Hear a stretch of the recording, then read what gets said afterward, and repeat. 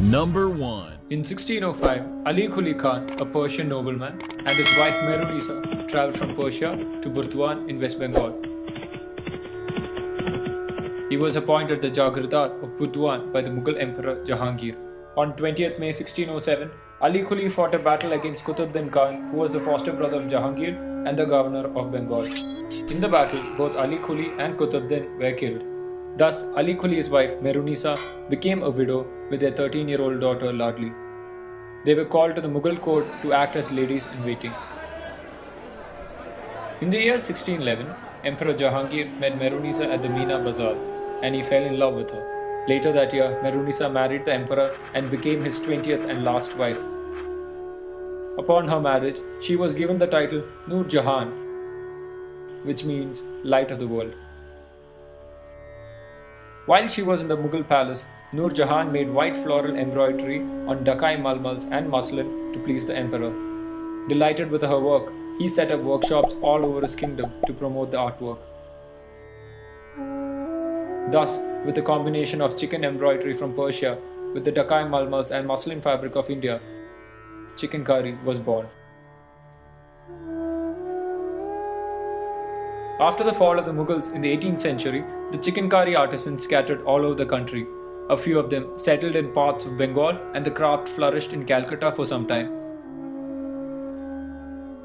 After a few years, the craft again moved back to Awadh and flourished under the rule of a Persian nobleman, Burhan-ul-Mulk. But his death and the abolition of the feudal system caused chicken curry to face a huge depression. The art was dying. For around 150 years, the craft was under threat, but it regained its status in the late 20th century on a local as well as a global platform.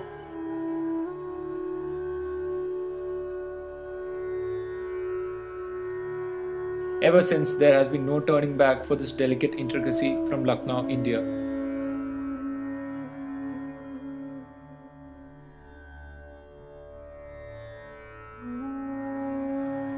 Even after reaching global recognition, the chicken curry business is seasonal. अपनी manufacturing घर से ही है, cutting होना, सिलाई होना, छपाई, धुलाई, packing, बिक्री सब अपने हाथ पे है. It's a long and tedious process and takes about 2 to 5 months to come up with a finished product, and thus have to be made in advance so that the sales are optimum during the season. The fabric used for chicken curry is what makes it stand apart, as it highlights the delicate and detailed embroidery. Muslin, malmal, georgette and cotton are the preferred fabrics that are used for chicken. Once the cloth is purchased and cut, it goes through rigorous checking to maintain quality.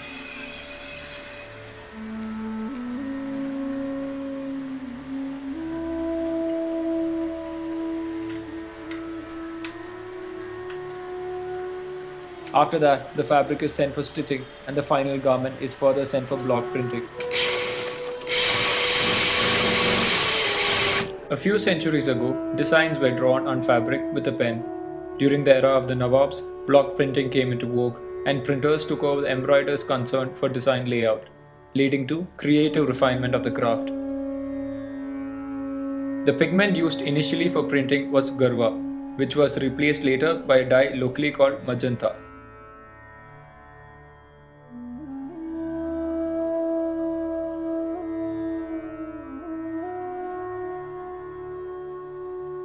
Once the printing is done, the clothes are sent to villages around Lucknow. In these villages, women along with their household work do the embroidery during their free time. The most important aspect of chicken curry is the embroidery.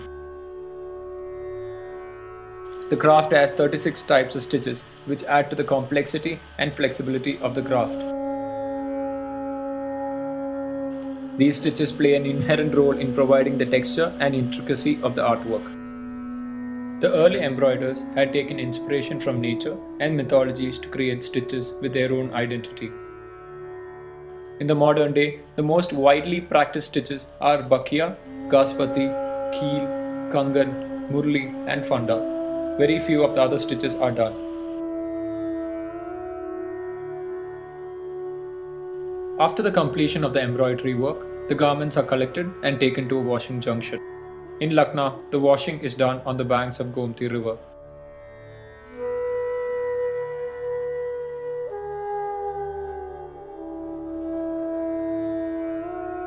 Three to four generations ago, when the Garwa dye was under usage, goat dung and rahu were used for washing. Later, with the advent of colonial rule, these materials were replaced by highly alkaline soaps. Following independence, chemicals such as hydrochloric acid, bleaching powder, baking soda, and caustic soda have been used.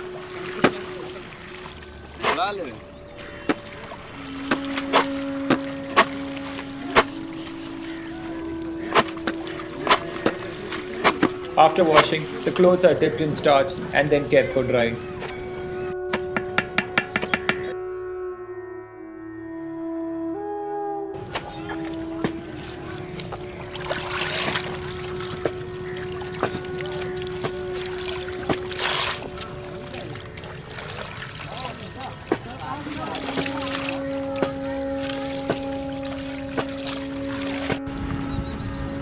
चौक में छंगा मैया का, लेकिन वहाँ सबसे बहुत कम है, पैसा बहुत कम, आमदनी कम है। अभी भी आप काम करते हैं? लगी कब से काम? उनका काम कम से कम 40 साल से कर रहे हैं। तो आपकी फैमिली भी उसी में है? फैमिली उसी में है। हमने 2 सेंटर चलाए। Apart from preserving the heritage of Lucknow, the better health of the artisans was crucial for the survival of the art, otherwise it would perish. In 1984, 31 women came together to register an organization of women artisans under the 1860 Societies Registration Act for Chikankari, Self-Employed Women's Association, Lucknow.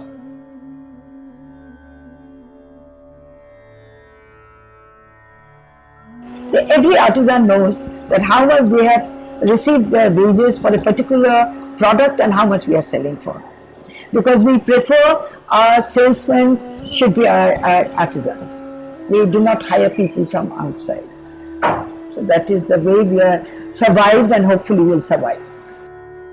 Since its founding in 1984, the strength has grown from 31 to more than 7,000 women artisans. Even after 400 years of ups and downs, Chikankari has managed to stay alive and inspiring in the global fashion industry.